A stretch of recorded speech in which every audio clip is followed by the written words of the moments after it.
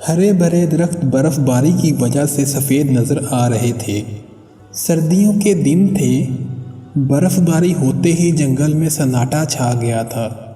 جن جانوروں نے سردی کی آمد سے پہلے ہی خوراک ذخیرہ کر لی تھی، وہ مزے سے گھر میں بیٹھ کر کھا پی رہے تھے۔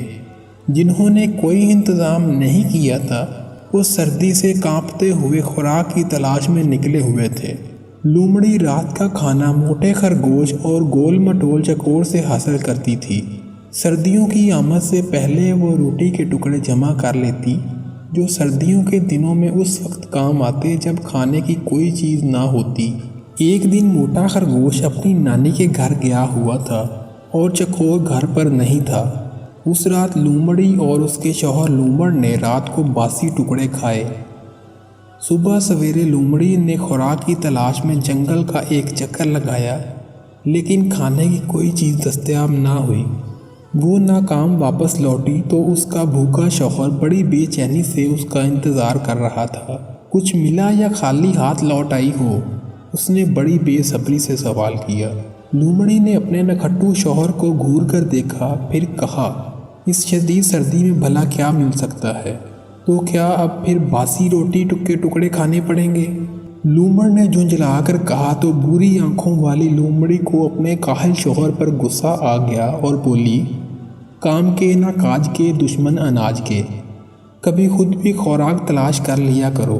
یہ کہتے ہوئے لومڑی نے ڈبے میں روٹی کے باسی ٹکڑے نکالے اور لومڑ کے آگے رکھ کر بولی، جب تک خوراک کا بندوبست نہیں ہو جاتا ہمیں انہی ٹکڑوں پر گزارا کرنا ہوگا۔ یہ کہہ کر وہ روٹی کے ٹکڑے کھانے لگی۔ لومڑ نے ان ٹکڑوں کو دیکھتے ہوئے کہا، رات کو باسی ٹکڑے کھانے سے میرے دانتوں میں درد ہو رہا ہے۔ میرا تو دل چاہ رہا ہے کہ آج گوشت کھاؤں۔ مجھے امید ہے کہ میری خواہش ضرور پوری ہوگی۔ لومڑی نے کہا، تم چاہتے ہو کہ ہر چیز تمہیں بیٹھے بٹھائے مل جائے۔ میری تو قسمت ہی پھوٹ گئی جو تم جیسا نکھٹو اور کاہل شوہر ملا ہے، جسے کھلانا بھی خود ہی پڑتا ہے۔ یہ کہہ کر وہ کچھ دیر بڑبڑاتی رہی، پھر خاموشی سے روٹی کے باسی ٹکڑے چبانے لگی۔ بھوکے لومڑ نے کچھ دیر تک اپنے سامنے رکھے ہوئے روٹی کے ٹکڑوں کی طرف دیکھا تک نہیں، لیکن جب بھوک نے ستایا تو منہ بناتے ہوئے ایک ٹکڑا اٹھا کر چبانے لگا۔ ابھی وہ ٹکڑا چبا ہی رہا تھا کہ کہیں آسمان پر پھڑپھڑاہٹ کی آواز سنائی دی۔ پھر 4 بطخیں نیچے زمین پر اتر آئیں۔ انہوں نے لومڑ اور لومڑی کو روٹی کے ٹکڑے چباتے ہوئے دیکھا تو ان کے قریب آ گئیں کہ شاید وہ روٹی کے کچھ ٹکڑے کھانے کے لیے پھینک دیں۔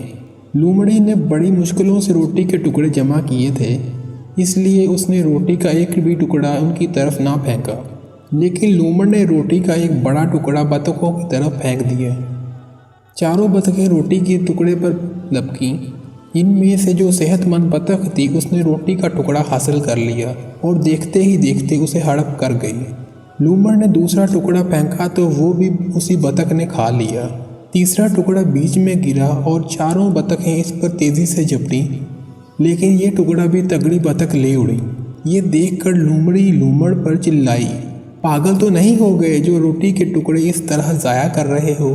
لومڑ نے کہا، یہ خشک ٹکڑے کھا کر میرے پیٹ میں درد ہو گیا ہے، اس لیے میں ان بطخوں کو کھلا رہا ہوں۔ یہ کہتے ہوئے اس نے چوتھا اور 5واں ٹکڑا بھی بطخوں کی طرف پھینک دیا۔ تگڑی بطخ یہ ٹکڑے بھی کھا گئی۔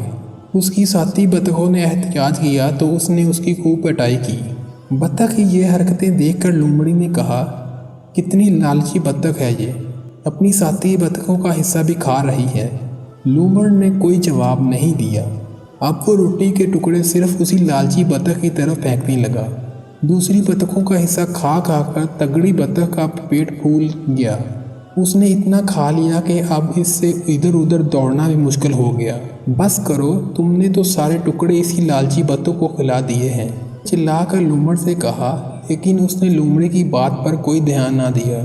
یہ دیکھ کر لومڑی بہت خفا ہوئی اور بڑبڑائی ہوئی اپنے بٹ کے اندر چلی گئی۔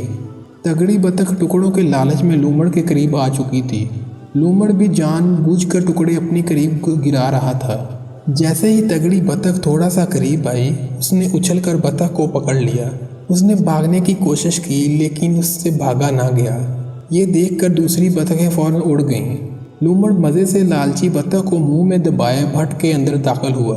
उसने बत्तख के पार नोचे और गोश्त लूमड़ी को पेश करते हुए कहा, मैं नखट्टू और कामचोर सही, लेकिन इतना अहमक भी नहीं कि अपनी सारी खुराक ऐसे ही किसी को खिला दूं।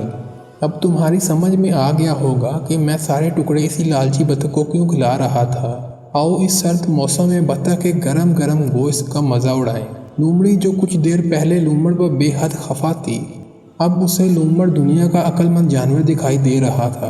उसने कहा, तुम वाकई बहुत चालाक हो, मैं तुम्हें मान गई। इसके बाद दोनों ने मिलकर लालची बत्तख के मज़ेदार गोश्त की दावत उड़ाई।